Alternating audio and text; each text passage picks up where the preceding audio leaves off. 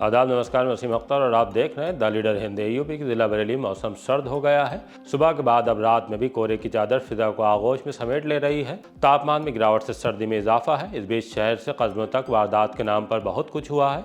सड़क से नीचे खंती में मासूम बच्चे के साथ मां बेहोश मिली है। दोनों को जहर दिए जाने की आशंका है। शाम ढलते ही कलेक्शन एजेंट को लूटने वाले बदमाश पुलिस की गिरफ्त में आ गए हैं। 10,000 की रिश्वत से सिविल लाइंस में बाड़खंड का दफ्तर हिल गया है। करोड़ों डकार कर फरार होने वाली कैनविस कंपनी का मालिक कन्हैया गुलाटी एसएसपी के रडार पर है। क्यों, ये बताएंगे। सबसे अहम खबर यह कि एसआईआर का बड़ा इम्पैक्ट सामने आता दिख रहा है। 7.25 लाख वोट कटने के बहाने पर हैं, इसलिए कि फार्म तो दिए गए लेकिन भरकर जमा अभी नहीं किए गए हैं। अभी वक्त है, चेक कर लें, वरना फिर प्रशासन फाइनल सूची तैयार करने में लग जाएगा। ख्वाजा अजमेरी के उर्स को सामने रखकर बरेली में भी तैयारियां शुरू कर दी गई हैं। उसके लिए कलेक्ट्रेट में बैठक हुई है। खबरें और भी हैं, आइए आपको सभी की तफसील बताते हैं।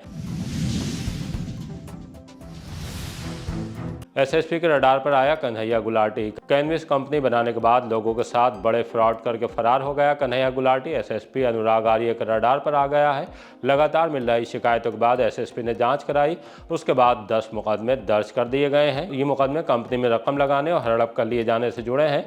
कन्हैया गुलाटी के बारे में चर्चा है कि वो कहीं विदेश भाग गया है। उसे पकड़ने के लिए एसएसपी विशेष टीम का गठन करने जा रहे हैं। आइए आपको एसएसपी से रूबरू कराते हैं। पिछले कुछ समय से कुछ लोगों के द्वारा एक शिकायती प्रार्थना पत्र पुलिस ऑफिस में जनसुनवाई के दौरान मेरे समक्ष रखे गए थे, प्रस्तुत किए गए थे कि कैनविस कंपनी के नाम से कन्हैया गुलाटी और इनके कुछ लोगों के द्वारा उनसे पैसा लिया गया। इन्वेस्ट कराने के नाम पे, भारी मुनाफा देने के नाम पे अलग अलग तरीकों से पैसा लोगों से लिया गया और उसके बाद जो प्रॉमिस किया गया था, जो वायदा किया गया था कि इतना पैसा वापस करेंगे या इतना % उस पर प्रॉफिट दिया जाएगा, ऐसा कुछ ना करते हुए लगातार इन लोगों का बेवकूफ़ बनाया गया और उनको किसी प्रकार से कोई पैसा वापस नहीं किया गया। लोगों का ये कहना था कि इनके साथ धोखाधड़ी की गई है। इसकी प्रारंभिक जांच इन सभी प्रार्थना पत्रों में संबंधित एसएचओ और सीओ से कराई गई। प्रारंभिक जांच में जो आरोप है प्रथम दृष्टया सत्य पाए गए। उसके बाद इन सभी के प्रार्थना पत्र पर एफआईआर पंजीकृत कराई गई है। लगभग 10 एफआईआर जनपद में कन्हैया गुलाटी, इनकी कैनविस इसकी जो कंपनी है वो, और इसके अलग अलग जो साथी हैं, जो अलग अलग व्यक्तियों के संपर्क में आए, उनके ऊपर एफआईआर पंजीकृत की गई है। और भी जो लोग सामने आ रहे हैं जिन्होंने पैसा इन्वेस्ट किया है, उसमें हम लोग एफआईआर दर्ज करा रहे हैं। एक इन्वेस्टिगेशन टीम इन सभी मुकदमों की एक साथ विवेचना करने के लिए, जिसमें हमारे एसओजी सर्विलांस और जो सिविल पुलिस के लोग हैं वो सब शामिल रहेंगे, वो मेरे द्वारा गठित की जा रही है, जिसका आदेश आज कर दिया जाएगा। इसकी गिरफ्तारी के लिए भी विशेष टीम गठित की जा रही है जो इंश्योर करे कि इसको कानून के दायरे में लाया जाए। अभी जो हमने एफआईआर पंजीकृत कराई वो सारी बरेली में एफआईआर पंजीकृत कराई है, लेकिन जो पीड़ित हैं वो अलग अलग जनपदों से हम लोगों के सामने आए हैं। शाहजहाँपुर से भी कुछ लोग सामने आए हैं जिन्होंने इसकी कंपनी में या इसके कहने में इन्वेस्ट किया हुआ था। एक व्यक्ति दिल्ली के आसपास एनसीआर का रहने वाला है जो सामने आया, उसने भी इसी प्रकार से इन्वेस्ट किया हुआ था। तो अलग अलग जनपदों के लोग हमारे यहाँ सामने आए हैं जिन्होंने ये आके शिकायतें की और जिनकी कंप्लेंट्स पे हम लोगों ने बरेली में ही सारी एफआईआर पंजीकृत कराई है। सर, अभी जो शुरुआती जांच हुई है इसमें कितना मान लिया जाए, कितना पैसा मतलब कंपनी ने लिया? अलग अलग लोगों का अलग अलग अमाउंट है। ये करोड़ों में? बिल्कुल, डेफिनेटली। जब इतने ज़्यादा लोगों से इन्होंने पैसा लिया है तो भारी अमाउंट होगी जो इन्वेस्ट की गई है। और जब लोगों ने अपना जो इन्होंने प्रॉमिस किया था, वायदा किया था, जब वो वापस नहीं किया गया तो लोगों के द्वारा शिकायत की गई। ठीक। 2 बड़ी कॉलोनियों के लिए खरीदी जा रही जमीन। दिल्ली लखनऊ बड़ा बाईपास और बरेली पीलीभीत राजमार्ग पर नई टाउनशिप के लिए भूमि अधिग्रहण की प्रक्रिया आज से शुरू कर दी गई। बीडी सर्कुलेट के 4 गुना के आधार पर किसानों से रजिस्ट्री और उन्हें फिर भुगतान कर रहा है। इसी के तहत आज सुधा रानी शर्मा पत्नी केशव देव शर्मा को ग्राम नवदिया कुर्मियान की जमीन के लिए 1,09,20,350 रुपए और सूरजपाल को ग्राम कुम्हरा में जमीन का 1,22,04,720 रुपए का भुगतान कर दिया गया है। वीसीबीडीए मणिकंडन ए ने उन्हें चेक सौंपे। नई टाउनशिप में जमीन आपसी सहमति के तहत खरीदी जा रही है।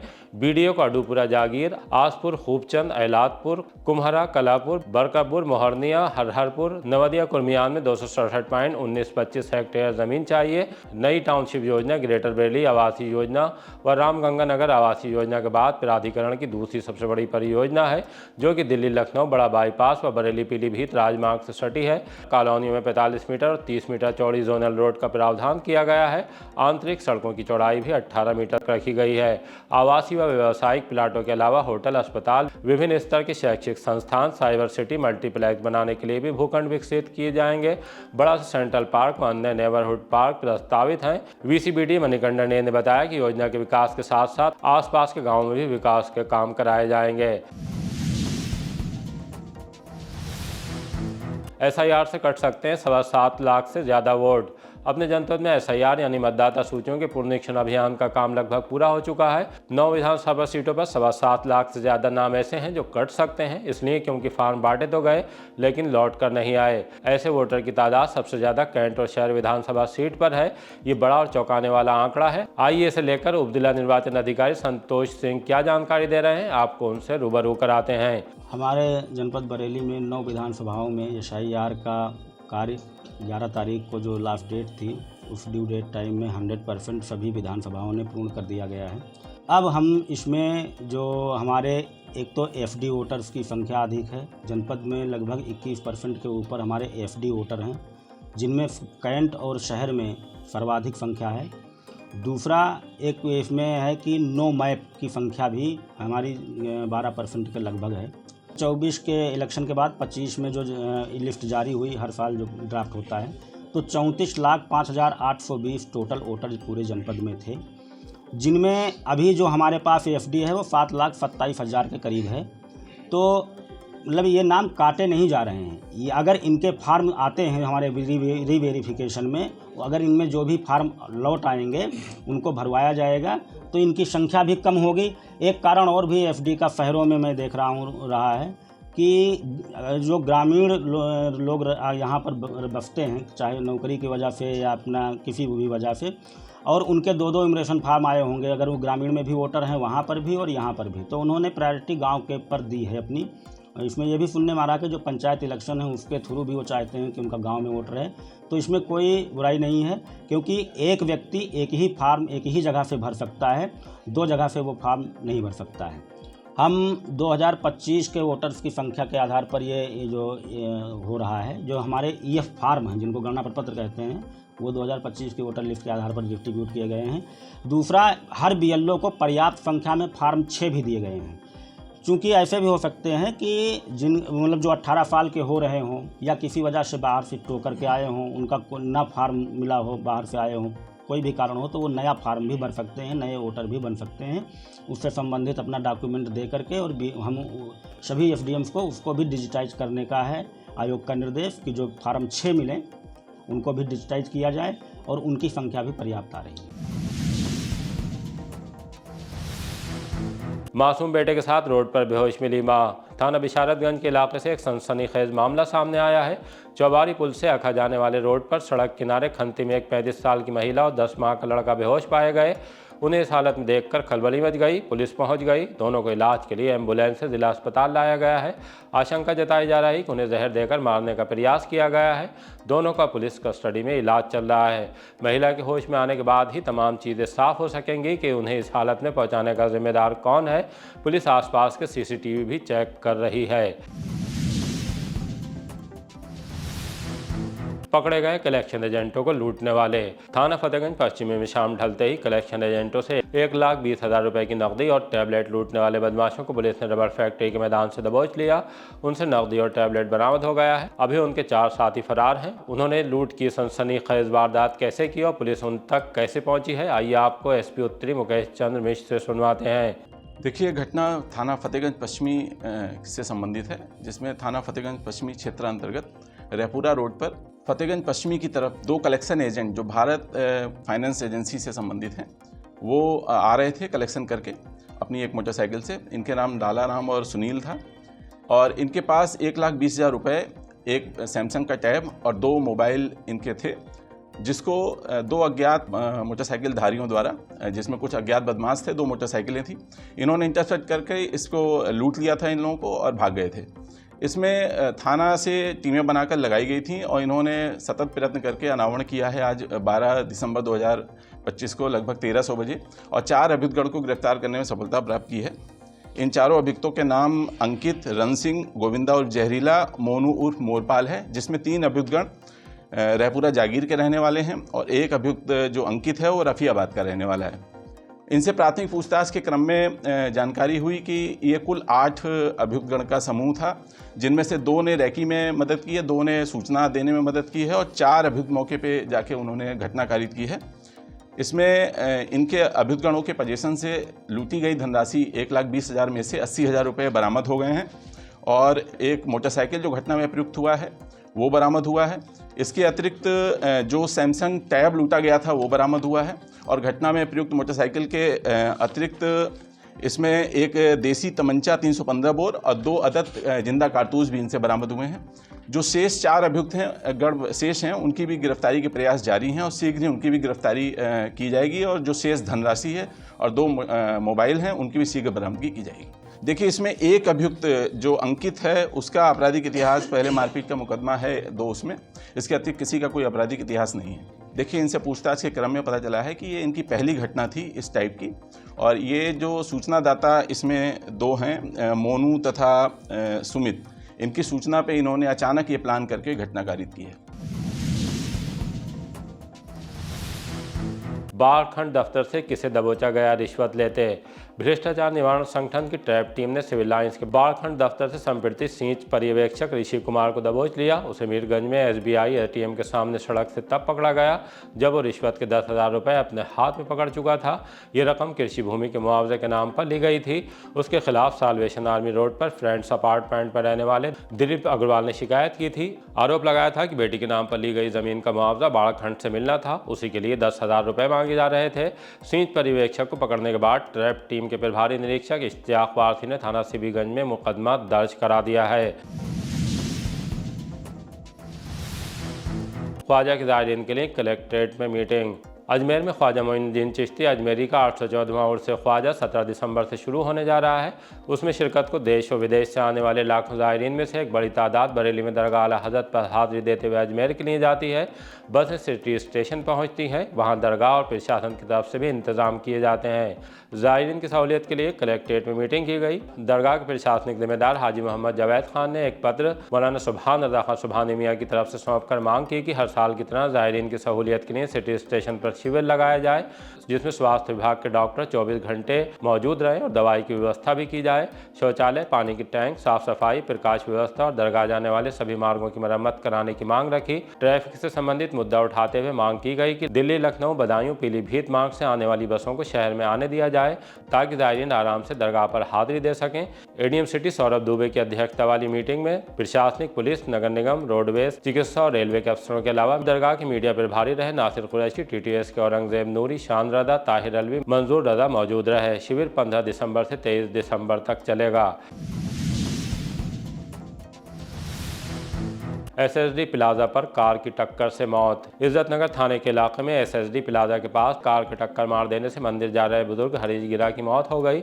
नॉर्थ सिटी कॉलोनी के रहने वाले हरीश सिंचाई विभाग से रिटायर्ड थे। मेरा किशन कुमार, मैं अच्छा, ये कौन थे जिनकी मौत हुई है? यहाँ चाचा जी थे। ये SSDN प्लाजा पे अपनी स्कूटी से जा रहे थे, वहीं पे किसी कार वाले ने कार ठोक दी। कब का हादसा है ये? जैसे 4 तारीख का है। डेथ कब हुई थी इनकी? डेथ से इनका 11 तारीख को कुछ लोग हॉस्पिटल। क्या करते थे ये सिंचाई विभाग में का कर्मचारी। दूसरे हादसे में मीरगंज में सिंधौली के रहने वाले नूरुद्दीन उर्फ मुस्कान 30 साल की मौत हुई है, जबकि उनका साथी समीर घायल हो गया। दोनों दवा लेने के लिए बाइक से बरेली आ रहे थे। परधौली के पास बाइक में किसी वाहन के जोरदार टक्कर मार देने से एक की मौत हो गई और दूसरा शख्स गंभीर रूप से घायल हुआ है। मोहम्मद इशाक, ये हमारा भाई घर से दवा लेने के लिए जा रहा था बाइक से, रास्ते में किसी ने अज्ञात वाहन ने टक्कर मार दी, उसके मौके पर ही डेथ हो गई। कितने लोग थे बाइक पर? 2।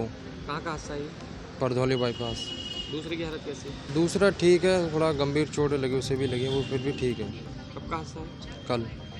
On the spot he death हो गई? कंफर्म नहीं, जब हम लोग आए थे तो मृत्यु घोषित कर दिया था। ये घर पे ही रहता था, मतलब थोड़ा बहुत घर का काम वाम करता था। तीसरे हादसे में फरीदपुर में नगरिया विक्रम के रहने वाले छोटे लाल 35 साल को अपनी बहन के घर नगरिया जाते वक्त एम्बुलेंस ने टक्कर मार दी और बाइक से गिरने के बाद गंभीर रूप से घायल हो गए। पुलिस ने उन्हें अस्पताल पहुंचाया, जहां उन्होंने दम तोड़ दिया। पुलिस ने एम्बुलेंस को कब्जे में लेने के बाद फरार चालक की तलाश शुरू कर दी है। दर्शन लाल बाइक से आ रहे थे अपनी बहन के घर और आते में कट पे क्रॉस करते हुए एक्सीडेंट हुआ था। किस चीज़ से टकराए थे? एम्बुलेंस से टकराए थे। कहाँ का हादसा है? सैक्रेड हार्ट स्कूल के सामने क्या करते थे? टुक टुक चलाते थे। परिवार में 5 बच्चे हैं इनके। बुलडोजर कार्रवाई से खफा संगत की पदयात्रा। नई दिल्ली के झंडेवालान स्थित पौराणिक मंदिर दरगाह बाबा श्री पीर रतन जी पर बुलडोजर कार्रवाई के विरोध में अध्यक्ष जुगल किशोर के नेतृत्व में बरेली की संगत शुक्रवार को सड़क पर उतर आई। शादाना कॉलोनी के श्री दरगाह मंदिर से सुबह 10 बजे हरि मंदिर तक पदयात्रा निकाली गई। इसमें धार्मिक सेवा समिति, पंजाबी महासभा, श्री राधा रानी गौशाला समिति, श्री राधा संकीर्तन मंडल और श्री वैष्णो देवी बुआदाती संकीर्तन मंडल के सदस्य शामिल रहे। संगत ने आरोप लगाया कि झंडेवालान में कार्रवाई के दौरान तुलसी वाटिका, लंगर स्थल और कुछ निर्माणों को तोड़ा गया है, जिससे श्रद्धालुओं में गहरी नाराजगी है। वन राज्य मंत्री डॉक्टर अरुण कुमार और सांसद छत्रपाल सिंह गंगवार को वो ज्ञापन भी सौंप चुके हैं। पैदल मार्च में राजकमल भसीन, शिव चावला, रवि कुमार बकराल, संगीता महाराज, कमल नयन दास, रजनी चावला, देशा चावला, सीमा सानी, गुलशन आनंद सहित सैकड़ों लोग मौजूद रहे। जी, जिस तरह का हम लोग धर्म की जय बोलते हैं, अधर्म का नाश बोलते हैं, हम लोगों का जो एक ध्येय रहता है वो धर्म पर चलने का रहता है। और धर्म कहाँ सुरक्षित है? कलयुग में धर्म स्थानों पर, मंदिर पे, मठ पे, सनातन दरगाहों में संरक्षित और संवर्धित होते हैं। ऐसे समय में जो सूचना मिली है कि हम सब लोगों का बहुत ही पवित्र स्थान दरगाह मंदिर, जो कि दिल्ली में पवित्र स्थानों में, देश के सर्वोच्च पवित्र स्थानों में से एक है, वहाँ पर किसी तरह की छेड़छाड़ की गई है। सरकार व्यवस्था बनाने के लिए है और हमारी सारी संगत व्यवस्थाओं में उनका सहयोग करने के लिए रहती है, लेकिन कभी व्यवस्था अव्यवस्था में न परिवर्तित हो, ऐसी उनसे आशा की जाती है। ये स्थान जहाँ पर धर्म के द्वारा लोग सीखते हैं, आगे बढ़ते हैं, इनमें दरगाह मंदिर जो है वो अग्रणी है। दरगाह मंदिर में जिस तरह का छेड़छाड़ हुई है, उसके लिए मेरी अनुरोध है सरकार से। हम सब सरकार के साथ में हैं, लेकिन सरकार से एक अनुरोध है कि इन केंद्रों को छेड़छाड़ ना करें। अगर कहीं किसी वजह से उनके किसी भी तरह के अज्ञानतावश वहाँ पर किसी तरह की छेड़छाड़ हुई है या उसको डिस्टर्ब किया गया है, उसको दोबारा पुनः दरगाह मंदिर को समर्पित करके, उनको वापस करके, उसको और अच्छा करके बना के उसको वापस किया जाए। राज्य महिला आयोग के अध्यक्ष ने किया निरीक्षण। कस्तूरबा गांधी आवासीय बालिका विद्यालय नगरीय एवं ग्रामीण का राज्य महिला आयोग के अध्यक्ष डॉक्टर बबीता सिंह चौहान ने निरीक्षण किया। प्रभारी वार्डन को सभी छात्राओं को बेहतर सुविधाएं उपलब्ध कराने के निर्देश दिए। अग्निशमन यंत्रों को चेक किया। रसोई घर में जाकर भोजन की गुणवत्ता को परखा। इस दौरान जिला बेसिक शिक्षा अधिकारी डॉक्टर विनीता, जिला प्रोबेशन अधिकारी मोनिका राणा, प्रभारी वार्डन नगरीय सफिया जुबैरी भी मौजूद रहीं। एसएसपी तक पहुंचे सगे रिश्ते में संगीन इल्जाम। सगे भाइयों के बीच खून के रिश्ते में ज़मीन के लिए दरार पड़ गई है। बड़े भाई के खिलाफ छोटे भाई अपने वालिद को साथ लेकर एसएसपी दफ्तर पहुंचे थे। शिकायती पत्र सौंपकर बड़े भाई पर बेहद संगीन इल्ज़ाम लगाए हैं।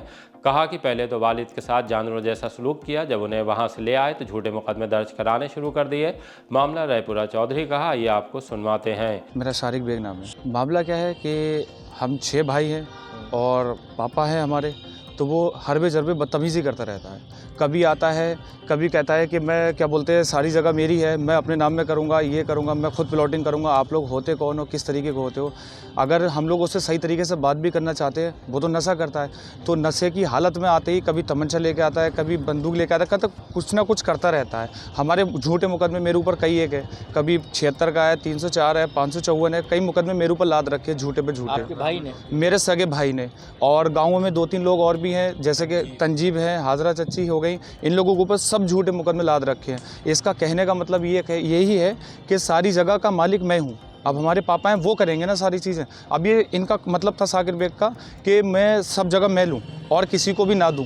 अब सब भाई हैं, सब भाइयों की बराबर होगी। मेरी शादी थी तो हम लोग इनसे प्यार से बात करने गए कि हम लोग जगह बेचना चाह रहे हैं, कि क्या बोलते हैं हमारे पास पैसा नहीं है, हम लोग जगह बेचने जा रहे हैं, हमारी शादी होगी। तो इन्होंने मेरे ऊपर तमंचा लादा। ये भाई गवाह है इस चीज़ के, जो दोनों गवाह है। मैं वहाँ से भागा भी। ये 6 महीने पहले लगभग उनके घर पर रहते थे हमारे पापा मुकद्दर बेग, तो उनके घर पर रहते थे। वो इनको खाना इतनी बुरी तरीके से दिया जिसका कोई जवाब नहीं है।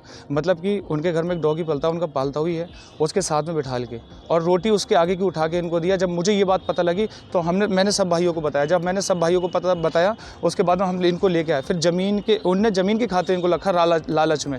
फिर उनके साथ में फिर उल्टा बहुत गंदा व्यवहार करा, इनको मारा भी बहुत ज़्यादा गंदी तरीके से, मतलब गाली गलौज करी। कलेक्ट्रेट पहुंची अखिल भारतीय हिंदू महासभा। अखिल भारतीय हिंदू महासभा के मंडल उपाध्यक्ष पंकज पाठक के नेतृत्व में कलेक्ट्रेट पहुंचकर ज्ञापन सौंपा गया। इसमें मद्रास हाईकोर्ट के जज GR स्वामीनाथन की हिमायत में आवाज बुलंद की गई है। कहा है कि कर्नाटक सरकार और कुछ सांसदों ने जज के खिलाफ महाभियोग लाने के लिए लोकसभा स्पीकर को पत्र सौंपा है, जो सनातन विरोधी और संविधान विरोधी कदम है। इसे बर्दाश्त नहीं किया जा सकता। ऑनलाइन डेटिंग के नाम पर लाखों की ठगी। ऑनलाइन डेटिंग के नाम पर एक बड़ा साइबर फ्रॉड सामने आया है। मणिनाथ निवासी शिवम यादव ने बताया कि उनके मोबाइल पर एक मैसेज आया जिसमें रेटिंग करके पैसे कमाने का ऑफर दिया गया था। शुरुआत में उनसे कुछ छोटी छोटी रेटिंग कराई गई और बदले में मामूली रकम भेजी गई, जिससे उनका विश्वास बढ़ गया। इसी बीच ठगों ने उन्हें टेलीग्राम पर बने सुपर ग्रुप में जोड़ लिया, जहां उनसे पैसे लगाकर रेटिंग करने को कहा गया। भरोसे में आकर शिवम ने अपने बैंक खाते से 6,10,100 रुपए की बड़ी राशि ठगों के बताए विभिन्न खातों में ट्रांसफर कर दी। रकम भेजने के बाद कहानी पलट गई। ठगों ने ना तो रेटिंग टॉक्स दिए और न पैसे वापस किए। सभी नंबर, मैसेज और संपर्क के रास्ते बंद कर दिए। तब शिवम को ठगी का एहसास हुआ। उन्होंने साइबर क्राइम हेल्पलाइन पर शिकायत दर्ज कराई है। इसी तरह के ताज़ा अपडेट जानने के लिए देखते रहिए द लीडर हिंदी। विदा लेने से पहले हमारी आपसे गुजारिश है कि हमारी रिपोर्टिंग पसंद आ रही तो खबरों को शेयर कीजिए और हमारे चैनल को सब्सक्राइब करके हमारा हौसला ज़रूर बढ़ाइए।